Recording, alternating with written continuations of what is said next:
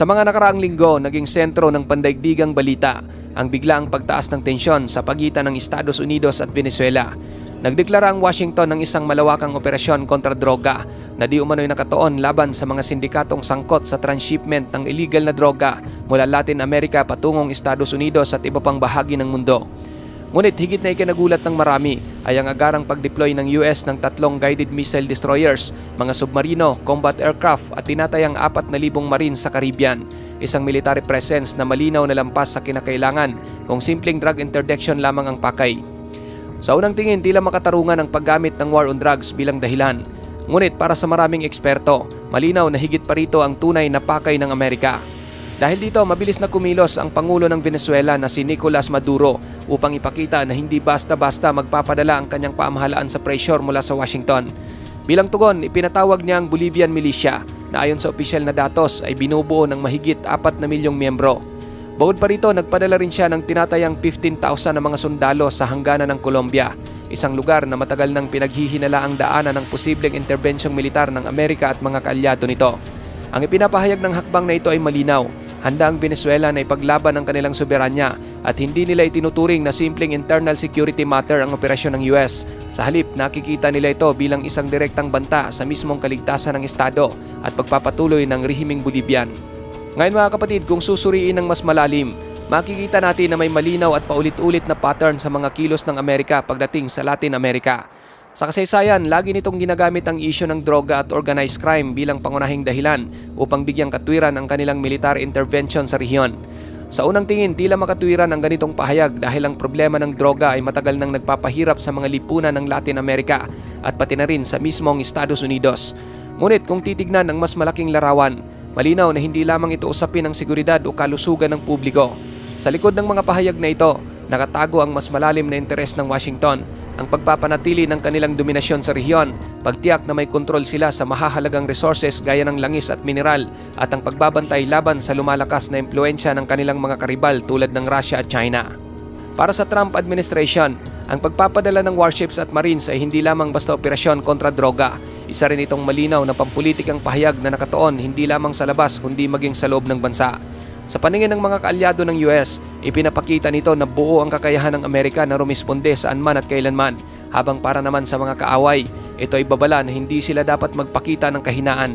Sa konteksto ng domestic politics, malakas ang pressure mula sa publiko at mga mambabatas na magkaroon ng konkretong aksyon laban sa fentanyl crisis na itinuturing responsable sa libu-libong overdose death kada taon at laban din sa cartel violence na patuloy na nagpapahina sa seguridad sa mga border states. Samantala, ginagamit ni Nicolas Maduro ang umiigting na tensyon upang higit na pagtibayin ang kanyang kapangyarihan. Sa ilalim ng matinding mga sanksyon mula sa Estados Unidos at iba pang bansa at habang patuloy na lumalayo ang Venezuela sa international na komunidad, mahalaga para sa kanya na magpakita ng imahe ng katatagan at tapang. Ang pagpapakilos niya ng milyon-milyong milisya ay hindi lamang nakikita bilang isang hakbang para sa depensa ng bansa, kundi nagsisilbing makapangyarihang propaganda. Ipinapakita nito na handa umano ang kanyang gobyerno na ipaglaban ng Venezuela laban sa tinatawag niyang imperialismo at sa parehong paraan, pinatitibay nito ang naratibong siya at ang kanyang administrasyon ay biktima ng panghihimasok ng mga dayuhan.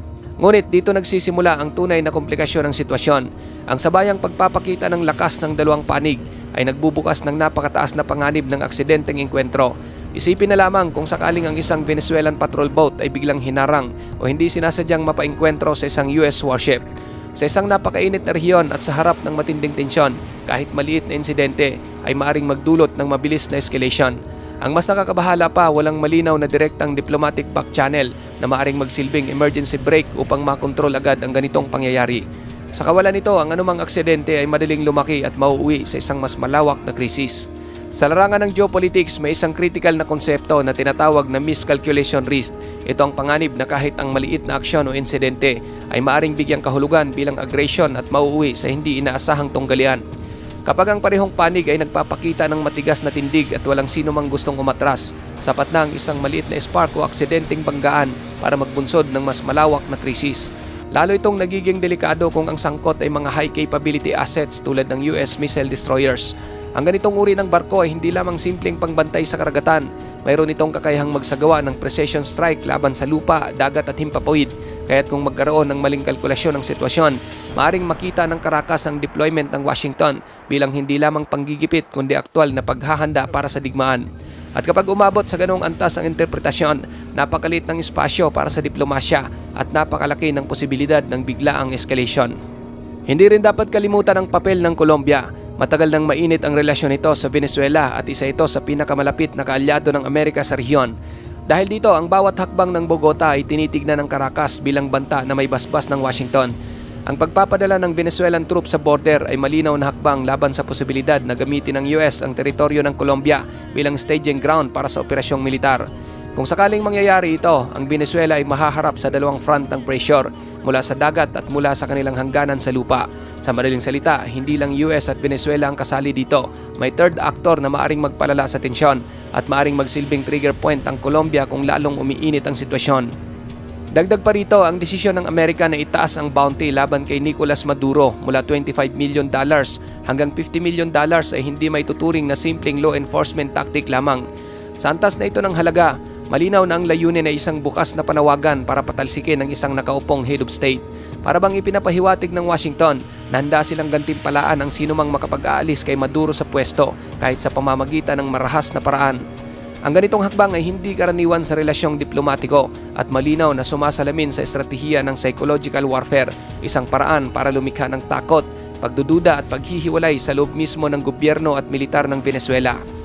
Samantala, ginagamit naman ni Maduro ang krisis upang palakasin ang relasyon niya sa kanyang mga internasyonal na kaalyado, kung saan malinaw ang suporta ng Russia at China na parehong may interes na kontrahin ang dominasyon ng US sa Western Hemisphere. Para sa Moscow, pagkakataon nito na ipakita na kaya nitong hadlangan ng impluensya ng Washington, lalo na matapos ang mga tensyon sa Ukraine. Para naman sa Beijing, mahalaga ang Venezuela bilang pinagmumula ng langis at bahagi ng kanilang Belt and Road Initiative. Dahil dito sa mga susunod na linggo ay maaring asahan ang mas maraming economic aid, oil deals at posibleng military cooperation mula sa mga bansang ito.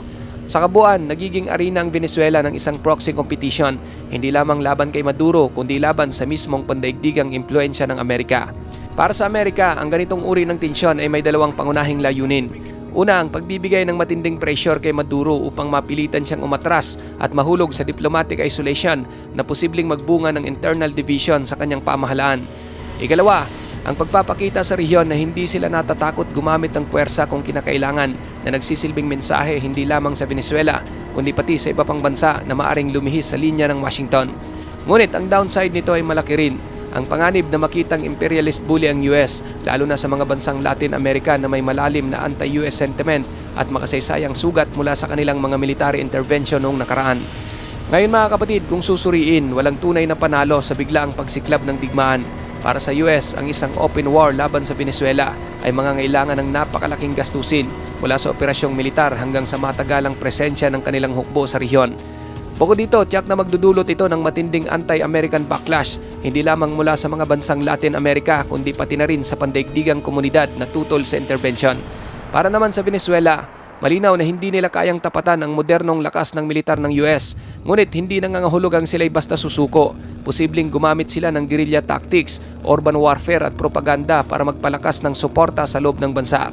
Dagdag pa rito, maaari silang umasa sa tulong ng mga kaalyadong bansa tulad ng Russia, China at Iran na maaring magbigay ng armas, pondo o suporta sa diplomatiko upang pahabain ang laban at gawing mas magastos ang intervention ng Amerika. Sa puntong ito, masasabing nasa tinatawag na pre-war phase ang sitwasyon.